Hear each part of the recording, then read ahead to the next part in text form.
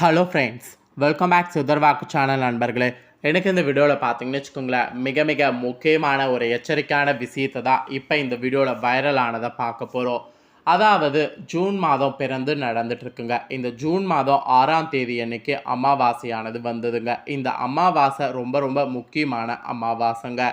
இந்த அமாவாசை வந்ததுக்கு பின்னாடி அடுத்ததாக இந்த ஜூன் மாதத்தில் நிறைய கிரக மாற்றங்களானது வரப்போகுதுங்க.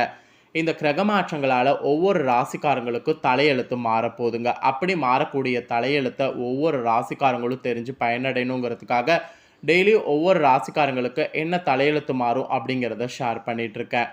அதில் இன்றைக்கி இந்த வீடியோவில் பார்த்தீங்கன்னு வச்சுக்கோங்களேன், மீன ராசிக்காரங்களுக்கு ஷேர் பண்ண போகிறேன்.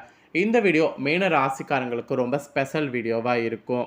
ஸோ மீன ராசியில் பிறந்த அத்தனை பேரும் வீடியோவை ஸ்கிப் பண்ணாமல் பாருங்கள். கண்டிப்பாக இந்த வீடியோ உங்களுக்கு ரொம்ப யூஸ்ஃபுல்லாக இருக்கும். உங்கள் ராசிக்கு இந்த அமாவாசைக்கு பிறகு கிரகமாற்றம் நடக்கிறதுனால என்ன மாதிரி தலையெழுத்து மாறப்போகுது அப்படிங்கிற எல்லா தாள்களையுமே இப்போ இந்த வீடியோவில் தெரிஞ்சுக்கலாம். ஸோ இந்த வீடியோவில் ரொம்ப முக்கியமாக நிறைய விஷயங்களை உங்களுக்கு சொல்ல போகிறேன். ஸோ எல்லாத்தையுமே ஒன் பை ஒன்னாக தெரிஞ்சுக்குங்க. அதே போல் இந்த அமாவாசை அவ்வளோ ஒரு முக்கியமான அமாவாசையான்னு கேட்டிங்கன்னா, அஃப்கோர்ஸ் கண்டிப்பாக இந்த மாதத்தில் வரக்கூடிய அமாவாசை ரொம்ப முக்கியம்தான். ஏன்னா இந்த அமாவாசைக்கு பிறகு தான் அடுத்தடுத்த கிரக மாற்றங்கள் தொடர்ந்து நடக்க போகுது. அதனால தான் இந்த அமாவாசைக்கு பிறகு அசுர வேகத்தில் நிறைய நடக்குது. அதில் சில விஷயங்களில் நீங்கள் கவனமாக இருக்கணும் அப்படிங்கிறத எக்ஸ்பிளைன் பண்ணுறேன். சரி வாங்க இப்போ வீடியோக்குள்ளே போகலாம். என்ன நடக்கும் அப்படிங்கிற தாள்களை இப்போ இந்த வீடியோவில் பார்க்கலாம். ஃபஸ்ட்டு மேஷ ராசியில் ஆட்சி பெற்று அமரக்கூடிய செவ்வாய் பயங்கரமான குடும்பத்தில் பார்த்தீங்கன்னு வச்சுக்கோங்களேன், ஸ்டீல் விட்டு கொடுத்து போகிற அளவுக்கு சூழலை ஏற்படுத்துவார். இந்த அமாவாசைக்கு பிறகு குடும்ப ரீதியாக ரொம்ப கவனமாக இருக்கணும் என்ற எச்சரிக்கை உங்களுக்கு இருக்குது. அப்புறம் ரிஷபராசியில் புதன், குரு, சூரியன் மற்றும் சுக்கிரன் சேர்க்கை இருக்குது.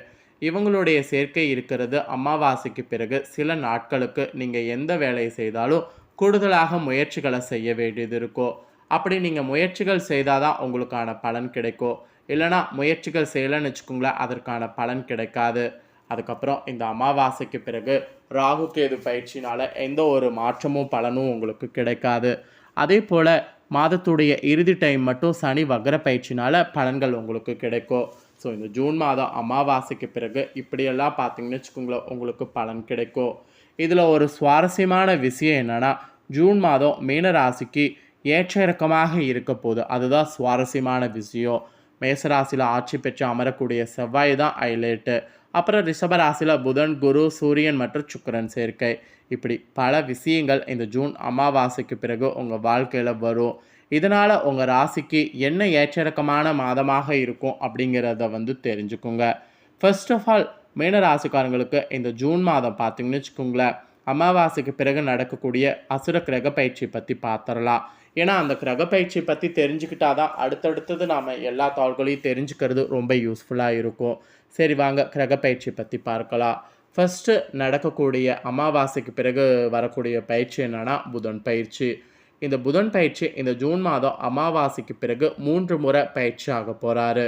அதாவது ஜூன் 1 முதல் 14 வரை ரிஷப ராசியில், ஜூன் 15 முதல் 29 வரை மிதுன ராசியில், ஜூன் 30லேருந்து கடக ராசியில், இந்த மாதிரி 3 முறை பயிற்சி ஆக போகிறாரு. புதன் பயிற்சி உங்களுக்கு ரொம்பவே பார்த்தீங்கன்னு வச்சுக்கோங்களேன் அனுகூலமாக இருக்க போகுது.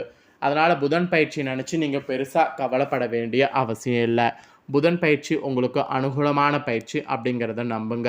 புதன் பயிற்சினால் உங்களுக்கு புத்தி கூர்மை அதிகமாகும். அதனால் எல்லா வேலைகளும் டக்குன்னு முடிக்க முடியும். அந்த ஒரு டக்குன்னு முடிக்கக்கூடிய ஆற்றல்னால எல்லாத்தையுமே உங்களால் சாதிக்க முடியும்.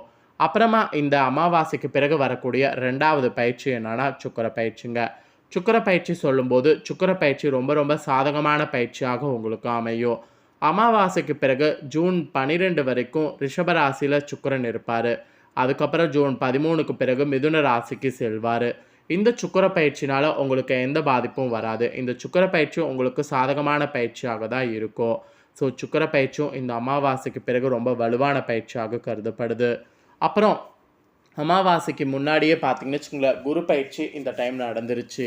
கரெக்டாக ஜூன் 3ஆம் தேதி அன்றைக்கி குரு பகவான் அஸ்தங்கத்திலிருந்து விடுபட்டார்.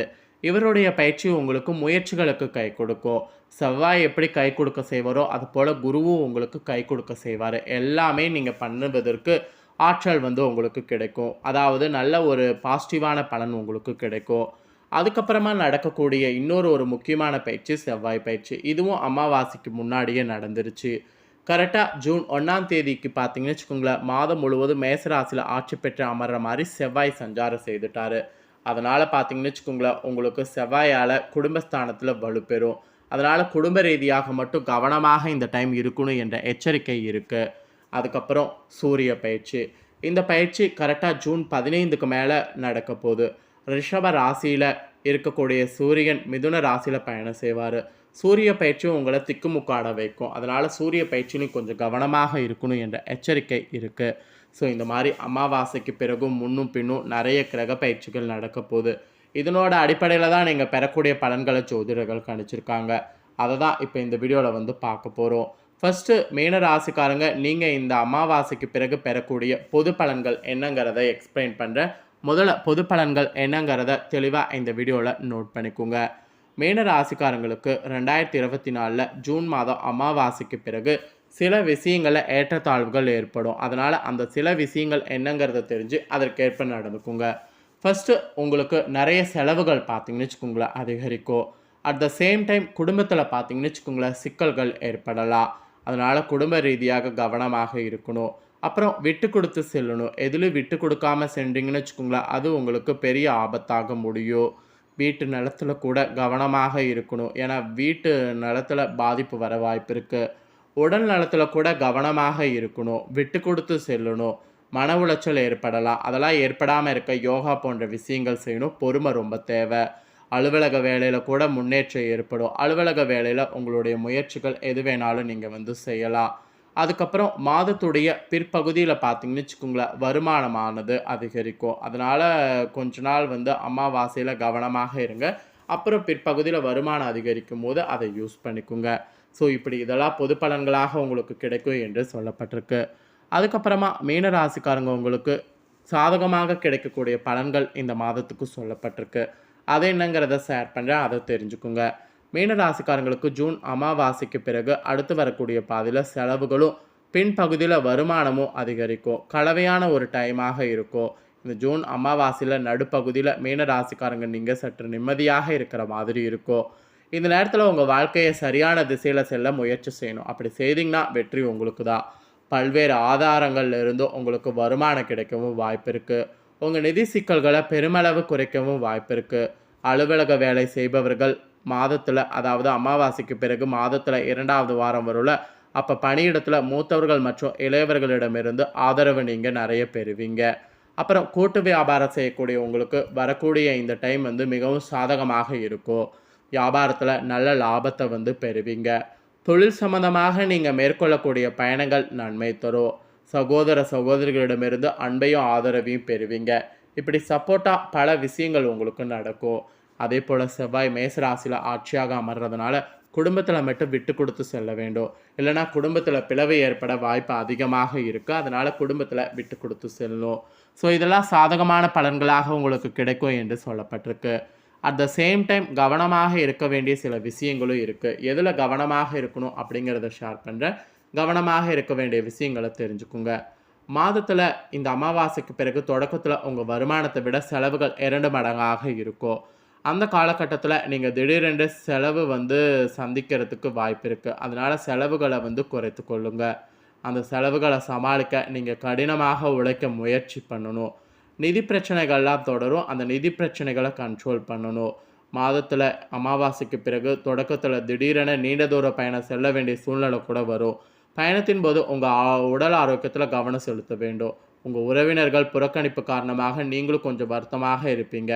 உறவில் சில பிரச்சனைகள் மனக்கசப்பு ஏற்படலாம். அதை எல்லாத்தையுமே கண்டுக்காமல் இருக்கணும் என்று சொல்லப்பட்டிருக்கு. இந்த அமாவாசைக்கு பிறகு நீங்கள் வழிபாடு செய்ய வேண்டிய தெய்வம் மகாவிஷ்ணு. இந்த ஒரு விஷ்ணுவை வழிபட்டாலே உங்களுடைய எல்லா ப்ராப்ளமும் சரியாகும். ஸோ உங்களுக்கான விஷயங்கள் இதெல்லாம் தான் சொல்லப்பட்டிருக்கு. ஸோ இதுக்கேற்ப நீங்கள் இனி வரக்கூடிய நாட்கள் செயல்படுங்க. இந்த தாள்களை இப்போ நீங்கள் தெளிவாக பார்த்துருப்பீங்க. பார்த்தது உங்களுக்கு ரொம்ப யூஸ்ஃபுல்லாக இருந்திருக்கும் நான் நம்புகிறேன். இந்த தாள்களை நீங்கள் பார்த்தது போல் உங்கள் ஃப்ரெண்ட்ஸ் ஃபேமிலியில் இருக்கக்கூடிய மீன ராசிக்காரங்களும் பார்த்து பலனடையணும்னு நினச்சிங்கன்னா வீடியோ லைக் பண்ணி ஷேர் பண்ணுங்கள். உங்கள் ஃப்ரெண்ட்ஸ் ஃபேமிலியில் இருக்கிறவங்களும் உங்களை போல் மீன ராசிக்காரங்களாக இருந்தாங்கன்னா இந்த தாள்களை தெரிஞ்சு அவங்களும் இதற்கேற்ப நடந்து பலனடையட்டும். கண்டிப்பாக வீடியோ லைக் பண்ணி ஷேர் பண்ணுங்கள். உங்கள் ஃப்ரெண்ட்ஸ் ஃபேமிலியில் இருக்கவங்களும் பார்த்து பலனடையட்டும். மேலும் இதே போல் புதிய அப்டேட்டான நிறைய வீடியோ நம்ம சேனலில் போடப்படும். அதை எல்லாத்தையுமே உடனுக்குடனே தெரிந்து கொள்ள மறக்காமல் நம்ம சேனலை சப்ஸ்கிரைப் பண்ணுங்கள். கூட பெல் பண்ண ப்ரெஸ் பண்ணுங்கள். ஃபஸ்ட் டைம் பார்க்குறவங்க சப்ஸ்கிரைப் பண்ணலன்னா சப்ஸ்கிரைப் பண்ணி பெல் பண்ண ப்ரெஸ் பண்ணிட்டீங்கன்னா இனி நான் போடுற மற்ற அப்டேட்டான எல்லா வீடியோஸும் உடனுக்குடனே தெரிந்து கொள்ளலாம். ஸோ மறக்காமல் பண்ணுங்கள். சுவாரஸ்யமாக இதே போல் வேறொரு புதிய அப்டேட்டான தாள்களோடு மீண்டும் இன்னொரு புதிய வீடியோவில் உங்களை சந்திக்கிறேன். நன்றி.